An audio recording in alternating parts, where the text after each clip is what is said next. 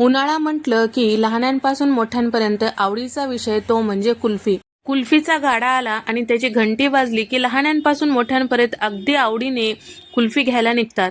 तर आज आपण अशाच पद्धतीने घरच्या घरी मस्त केशर बदाम कुल्फी कसं करायचं ते पाहणार आहोत. साध्या सोप्या पद्धतीने जे कोणीही करू शकेल. त्यासाठी इथे मी अर्धा कप इतकं बदाम घेतलेले आहेत आणि त्याचबरोबर इथे मी साधारण पाव कप इतकं काजू घेतलेले आहे. बदाम आणि काजू दोन्ही आपल्याला तासभरासाठी गरम पाण्यामध्ये भिजत ठेवायचं आहे. गरम पाण्यात भिजवल्यामुळे याचा साल पटकन बाजूला होतो आणि दोन्ही छान फुलल्या जाते. तासभरानंतर तुम्ही बघू शकता बदामाची साल जी आहे अलगदपणे निघत आहे. या पद्धतीने आपल्याला बदामावरची साल काढून घ्यायचं आहे. तर बदाम हे उष्ण असतात, त्याची साल काढल्यामुळे यामधला उष्णता कमी होतो. तर या ठिकाणी बदाम आणि काजू इथे मी घेतलेले आहे. बदामावरची सगळी साल काढून घेतलेली आहे, मिक्सरच्या भांड्यामध्ये टाकून घेतलेला आहे. त्याचबरोबर इथे कुल्फी करण्यासाठी मी एका पातेल्यामध्ये साधारण अर्धी वाटी पाणी टाकून घेतलेलं आहे आणि सोबतच इथे मी 1 लिटरभर दूध टाकून घेतलेलं आहे. पॅकेटचं दूध घेतलेलं आहे, तुम्ही म्हशीचं दूध सुद्धा घेऊ शकता. फुल फॅट असलेलं जे दूध असतं ते सुद्धा तुम्ही घेऊ शकता. तर इथे मी साधंच दूध घेतलेलं आहे. आता घेतलेल्या दुधापैकी 2 चमचे इतकं दूध मी मिक्सरच्या भांड्यामध्ये टाकून घेतलेलं आहे. अर्धा चमचा वेलची पूड टाकून घेतलेला आहे. मिक्सरला हलकंसं रवाळ असं फिरवून घ्यायचं आहे. तर या ठिकाणी दूध सुद्धा गरम करायला ठेवलेलं आहे. दूध थोडंसं दाटसर होईपर्यंत आपल्याला सतत मिक्स करत हे घोटून घ्यायचं आहे आणि सोबतच पाऊण कप साखर सुद्धा टाकून घेतलेला आहे आणि त्याचबरोबर अर्धा कप इथे मी खवा किंवा मावा टाकून घेतलेला आहे. नसेल तर तुम्ही या ठिकाणी दूध पावडर सुद्धा टाकू शकता.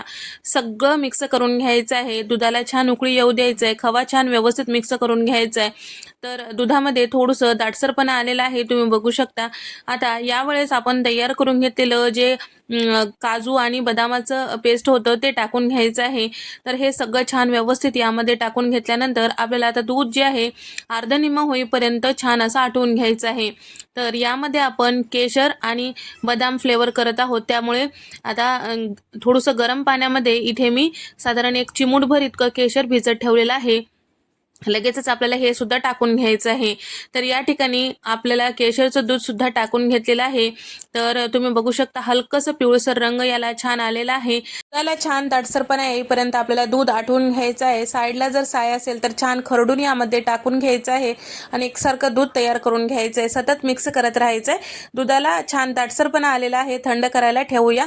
तर पूर्णपणे थंड झाल्यानंतर तुम्ही बघू शकता मस्त असं दाटसर हे दूध तयार झालेलं आहे. तर दूध पूर्णपणे थंड झाल्यानंतर अर्ध्या मिनिटासाठी चमच्याने छान व्यवस्थित मिक्स करून घ्यायचं, म्हणजे हे दूध एकसारखं तयार होतं. आणि आता हे कुल्फीचं जे दूध आहे आपल्याला कुल्फीच्या साच्यामध्ये भरून घ्यायचं आहे. तुमच्याकडे कुल्फीचा साचा नसेल तर पेपर कप किंवा एखादा छोटा ग्लास असेल तर त्यामध्ये सुद्धा भरलं तरी सुद्धा आपली कुल्फी मस्त होईल. तर वरतून आईस क्रिस्टल होऊ नये म्हणून वरतून सिल्वर फॉईल पेपर लावून घेतलेला आहे आणि थोडासा खाचा करून त्याला काडी रोवून घेतलेली आहे. कुल्फीची काडी नाही आहे आणि तुमच्याकडं साचा सुद्धा नाही आहे तर काय करायचं, या पद्धतीचा जर ग्लास किंवा पेपर कप असेल तर त्यामध्ये सुद्धा तुम्ही भरून घेऊ शकता. कुल्फीची काडी नसेल तर या पद्धतीने तुम्ही चमचा वगैरे रोवून घेऊ शकता, तरी सुद्धा आपलं कुल्फी मस्त होईल. तर रात्रभर याला सेट करायला ठेवल्यानंतर दुसऱ्या दिवशी पहा मस्त सगळे कुल्फ्या सेट झालेलं आहे. आपण जे पेपर कपमध्ये सेट केलेलं होतं ते कुल्फी सुद्धा अतिशय मस्त झाली आणि जे आपण ग्लासमध्ये ठेवलेलं होतं ते सुद्धा कुल्फी मस्त झालेली आहे.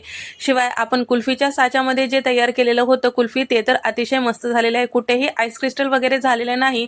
अगदी मार्केटमध्ये मिळतो त्यापेक्षाही भारी आपलं कुल्फी तयार झालेली आहे. एकदा या पद्धतीने नक्की करून पहा, तर नेहमीपेक्षा दुप्पट चवीचा हा कुल्फी तयार होतो. तर तुम्हाला हा व्हिडिओ आवडल्यास व्हिडिओला लाईक करा, शेअर करा, सबस्क्राईब करायला विसरू नका. तर या अगोदर मी वेगवेगळ्या कुल्फ्या सुद्धा चॅनलवर अपलोड केलेल्या आहे, तुम्ही जाऊन पाहू शकता.